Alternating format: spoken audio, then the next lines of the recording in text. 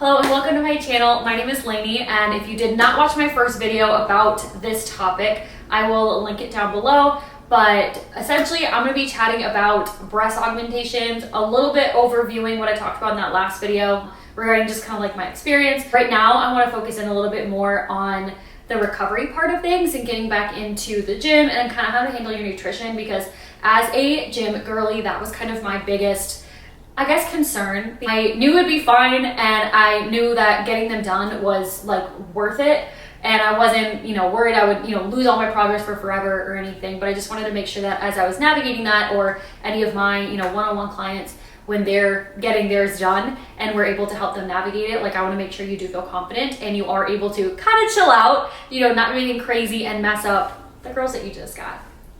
So that being said, let's get into things. I feel like I get questions about this maybe like once a week on Instagram, so I don't know if it's like more people are getting them nowadays.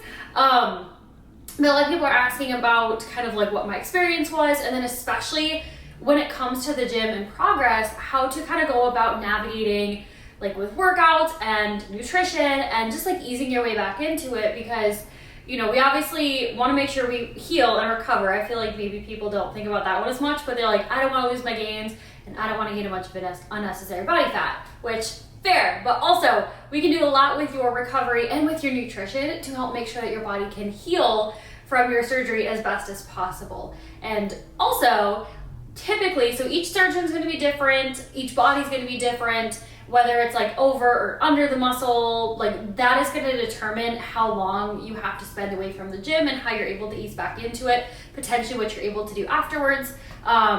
As far as like, I can't train chest. I mean, like I technically could, but my surgeon said they could shift to my armpits, and I don't want that. So definitely, like, please listen to your surgeon, ask them a ton of questions.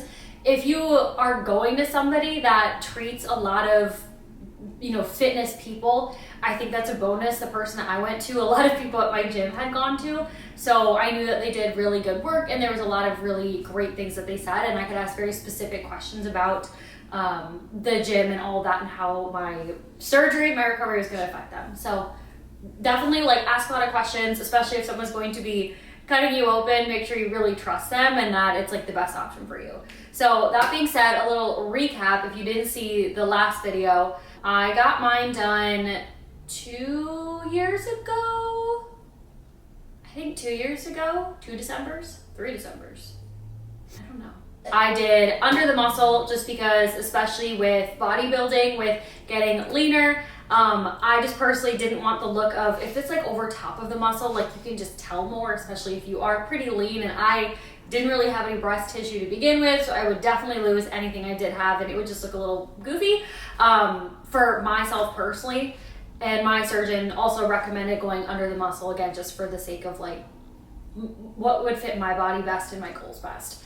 I believe, so I did silicone, they're like the gummy bear kind. I did high profile. There's either high profile or ultra high profile were the two options that my surgeon gave me.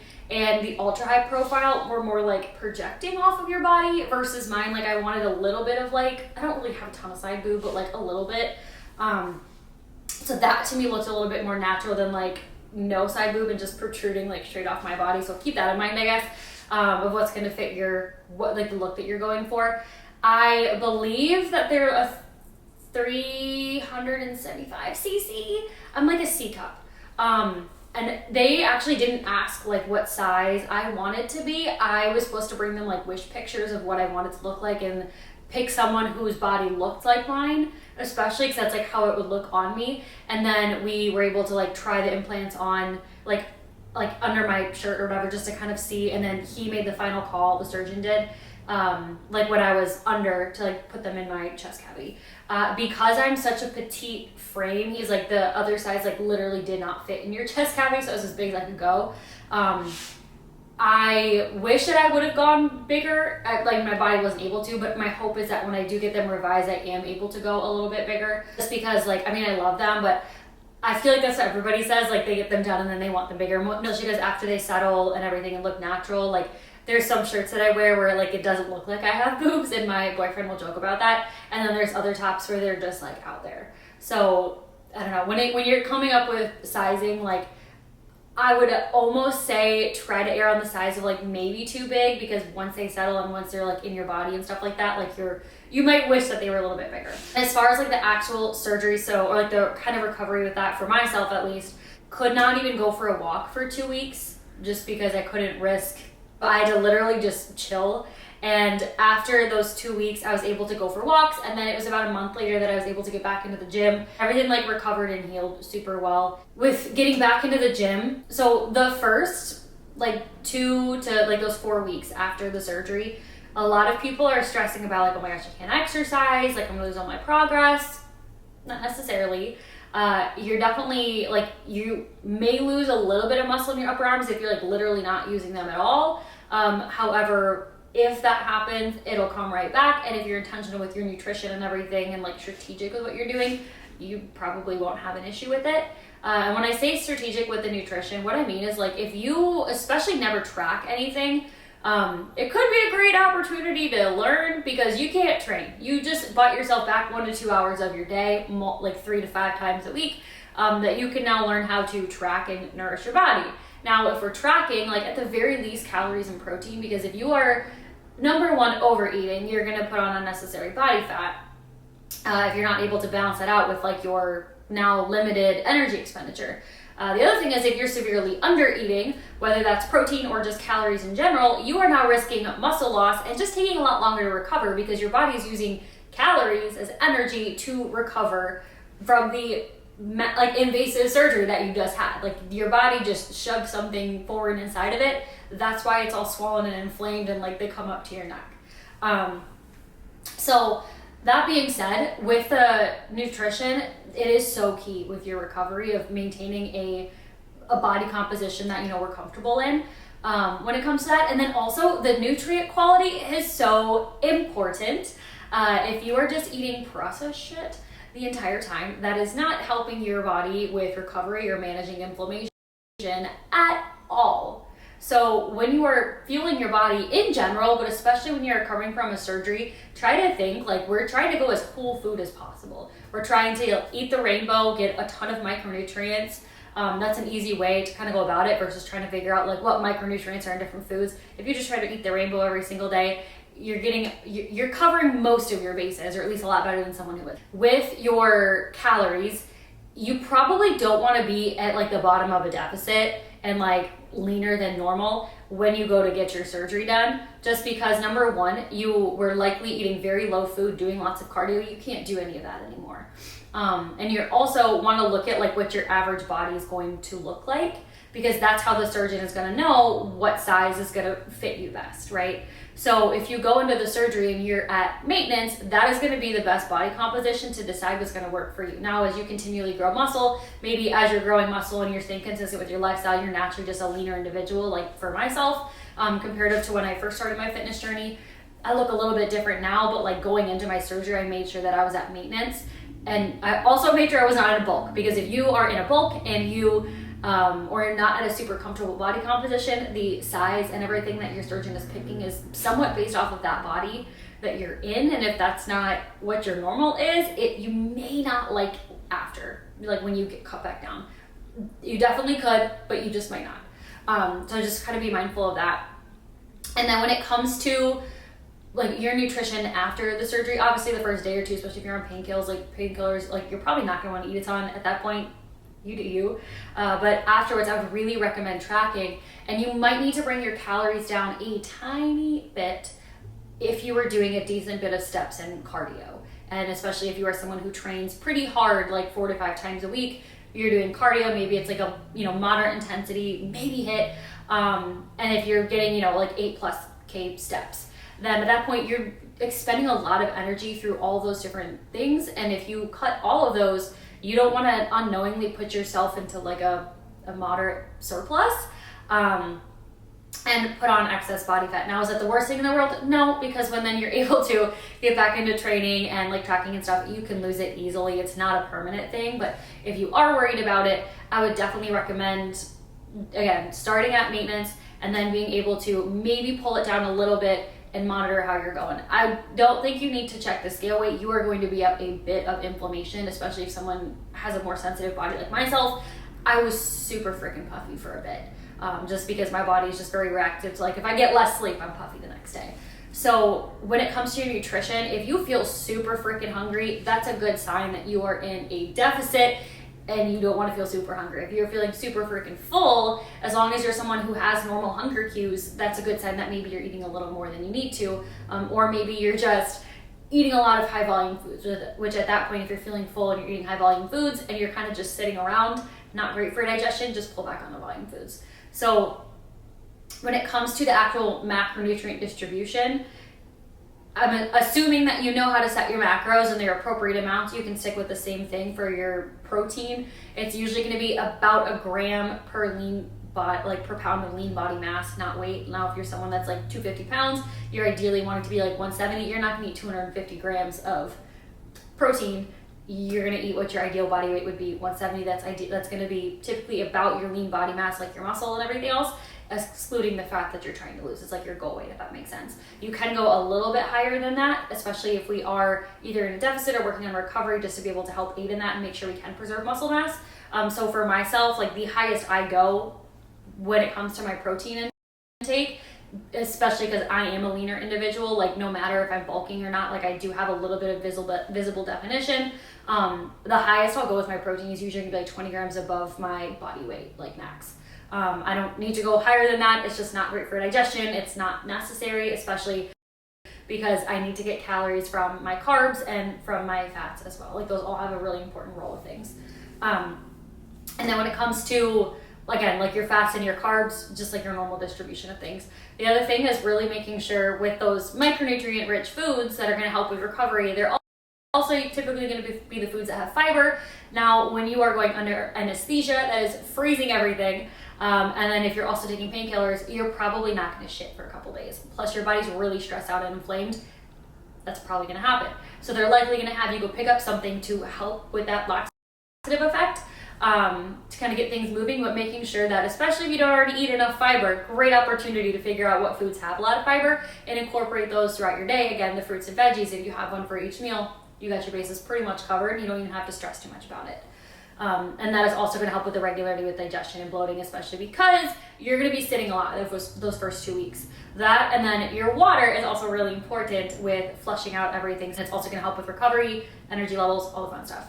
Now, when you are cleared to start walking and going for walks and stuff, just normal walking, you likely don't need to increase your calories just because you're not burning that many calories from your steps. Because I would hope we're not going to be neurotic and go from being sedentary to trying to hit like 20K steps or something crazy like that. Not necessary. We're going to ease our way into it.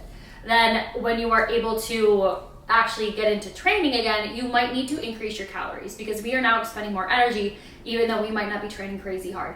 The doctor's probably going to say, hey, let's ease into things. For legs, you're going to be able to go a little bit harder than upper body, just because upper body, like we can't go super heavy. We're trying to ease our way into it. It's going to be pretty tight. And you don't want your implants to like jump around. That was always my indicator of like, okay, that movement's not okay for me right now. When it comes to leg days, when I have clients who have gotten a breast augmentation and I'm programming for them, when we do leg days, that's like the first workouts that we're doing. I'm trying to do pretty much anything machine if possible. I do have clients where they train from home and they don't have machines, so we adjust as necessary. But if they don't have to hold a weight, that is going to be ideal. I remember when I was first getting back into the gym, I couldn't hold something super heavy, even for something like an RDL. It just pulled at my chest too much. So any machines, especially if you don't have to like have your arms up this way, like even like a Smith machine back squat might feel weird. That's where you want to be in tune with your body. If it feels off, don't do it. If it feels fine, you're totally good. You can do a Smith machine back squat, reverse lunge. I used that a lot as I was easing back into it and everything felt okay. It wasn't moving around or pulling. A leg press is also great if you want to do like a pin loaded leg press, so you're not having to lift up the plates, because I wasn't able to lift like crazy heavy plates at first. That would also be really, especially like if they're having to go high, that's also really helpful to do like the pin loaded. You can also have a great freaking workout with a leg press. You could do different variations of your foot position is going to target different muscles. So for example, hip width and tall, and higher on that platform is going to be more glutes, a little bit of hamstrings, but they're not going to be a main mover. They're just contributing. They're just there. Feet lower on the platform, hip width is going to be your quads, because your knees are going to go forward over your toes. Hopefully you know this. And then when it comes to, if we're trying to get some glutes, but also like your adductors, so your inner legs, that's where we're gonna have high and Y. So a lot of people think, oh, that's a lot of glutes. Not really. If we're trying to get glutes, we're gonna want our feet up there. So a leg press is gonna be a really, really good option, especially if you were training decently heavy before. That's a really good one where you're gonna be super stable, nothing's pulling on your chest. And you can just kind of get back to that intensity a little bit sooner with that movement. Like I said, any kind of Smith machine movement. So I love a normal Smith machine back squat, a heel elevated Smith machine squat, or like a cannonball squat to be able to get more quads. Any kind of reverse lunge, deficit reverse lunge, maybe a Smith machine Bulgarian, but if you're worried about like the stability and things pulling and shifting, maybe forego on that one for a little bit. The Smith machine is like my favorite for so many different leg movements, especially getting back into it after breast augmentation. Any other machines are also going to be helpful, so like a leg extension, a hamstring curl, a seated hamstring curl, or the standing kind, probably not where we're leaning forward and having to be on our elbows. I can't imagine that would feel very good. And then abductors and adductors, if there is like a glute kickback machine, otherwise cable kickbacks could work as well, like the 45-degree glute raise. Especially if you want to load your glutes a little bit more, instead of holding something, you can wrap a band, like one of the long bands that you do an assisted pull-up with, wrap that around your upper body and be able to loop that under the bottom of the 45-degree glute raise. That is going to be a good option to be able to load your glutes in a hinging position. If a hip thrust feels okay, go ahead and do that one, especially if there's like a machine or something like that. So those are kind of like my go-tos that I'm pulling for clients if we are doing that. Otherwise, if they're training from home and they just have like barbells and dumbbells and things to be able to use, it's going to be a lot of like reverse lunges, step ups, some kind of RDLs or stiff knee deadlifts, things of that nature. And when you're first getting into it, if it's even for like a leg extension, like really hold yourself in the seat, because like ideally you should be going super heavy and have to lock yourself into the seat. We can't really do that when we're getting back in from a breast augmentation. So this is where utilizing tempo is going to be your best friend. And just with hypertrophy in general, tempo is a really often overlooked tool. So basically, we're just going to go a lot slower through the movements, especially on the eccentric or like the lengthening portion of the movement. So for example, with a leg press on the way in, really feeling that stretch in like your glutes, for example, or on a leg extension on the way back down, going nice and slow, doing any pauses, things like that is just going to put a little bit more stress and a little bit more time under tension on the target muscle. So if we can't use heavy weight, we can compensate that way as we're able to get back into things. When it comes to upper body, anything overhead is probably going to feel weird. Even like a lat pull down, my implants would actually jump when they would do that, so I couldn't do that one for a while. When I did, it was very, very light until I'm now able to do them, and it's totally fine. Pull-ups felt weird for like a year. The lat pull downs probably felt weird for like 6 months. And then I was able to do them normal. When it comes to like a shoulder press or anything, you can try it out, but I would literally recommend just using 5 pounds and just getting that range of motion. Again, we can use a tempo nice and slow on the way down, nice and slow on the way up, and then we can feel the target tissue being worked, especially because it hasn't been worked in like a month or so whenever you're cleared to train. But I definitely wouldn't go heavy on those right away, like ease your way into it.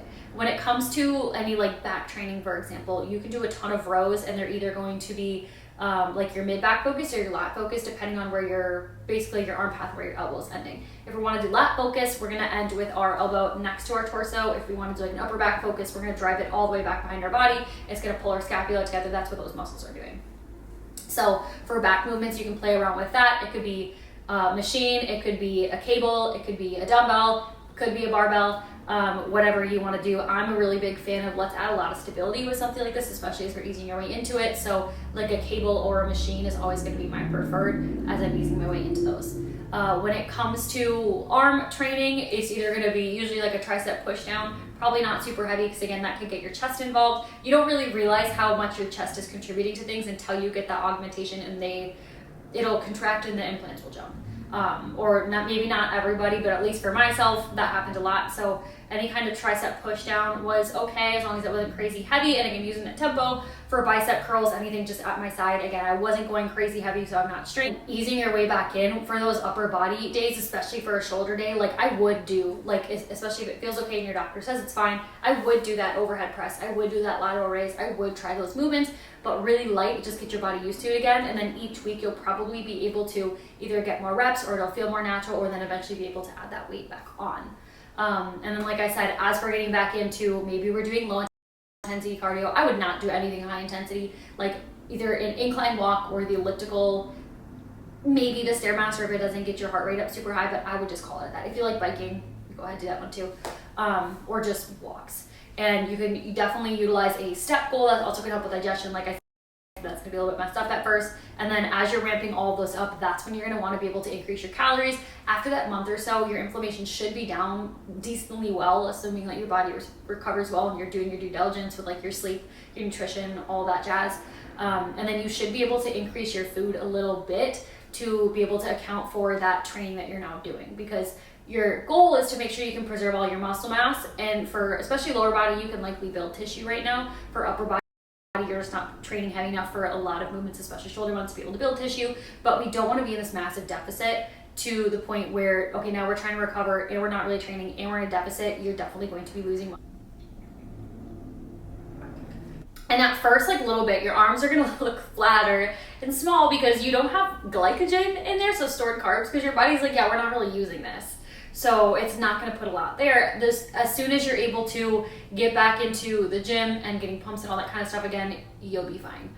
It's gonna come right back. And like I said, if you lose any muscle tissue, being able to regain that muscle tissue is so much easier than when you first got it. Your body already made those neurological adaptations. It already has that roadmap to be able to do so. You just got to go through those motions again.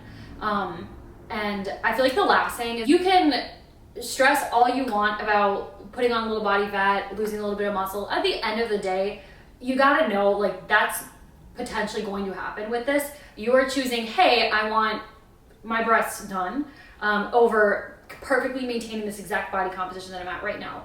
The boobs are gonna be, they're not permanent, but they're more permanent than if you gain a little body fat, lose a little bit of muscle. Very easy to get that back or lose that body fat again, especially if you are someone who has a solid nutrition plan, you're consistent with it, you're consistent with the gym, your training intensity and programming and stuff is intelligent. You're good, you are totally fine. If anything changes in that recovery period, number one, you just got some boobs, hell fucking yes. And then number two, again, you can get that all back. So I wouldn't let that be the thing that holds you back from it. There's a lot of other things to weigh if you decide that you do want to go through with it. It's expensive, it's an investment, and it is putting a foreign object in your body. And if you decide that you do want to go through with it, I would see how that's going to affect you in those realms versus just the gym. Because again, that's all going to be able to be, you can get all that back. The only thing is, like, if you freaking love training chest, a lot of surgeons say you can't train chest afterwards. Maybe if it's over the muscle, you'd be a little bit more likely to. Since mine is under the muscle, I can't train chest. I also did not like training chest. And for my division with bodybuilding, for bikini, I don't need a chest, like chest muscle development. So I didn't care about that. That was like the only thing that would have really affected me with stuff.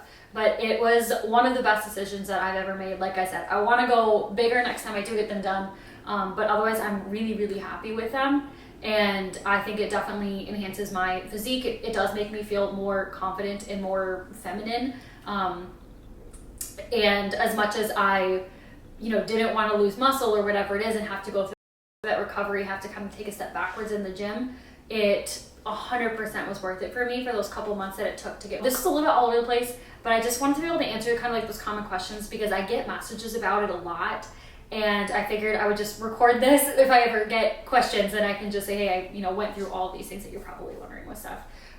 If you are someone that is about to get them done or have gotten them done and you're wanting to work with a coach, I currently right now have 2 women who just recently got their breasts either done or revised, and we were able to manipulate their nutrition and their training, did not gain a single pound of body fat, actually saw their body composition improve. So they both look freaking amazing and they're recovering very, very well with stuff.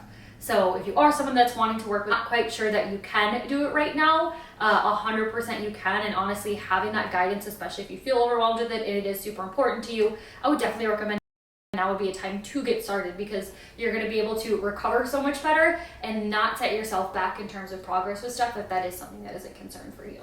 So hopefully that answered your question. So if I missed anything, either leave a comment below or also message me on Instagram. And hopefully this was helpful if anybody is kind of on the fence or they're getting ready for it and they're not quite sure kind of how to navigate all of those. That give you a little bit more clarity, but have a plan and just know any minor changes that happen in those couple of weeks as you're recovering, like they're all 100% reversible, and nothing is dire, nothing is, you know, awful. And I would hope that, you know, getting your girls done is gonna be worth any small changes that, again, we can go back and fix. So thank you guys for watching. See you guys in the next one, and to any of my girlies getting their girls done, you're gonna love them.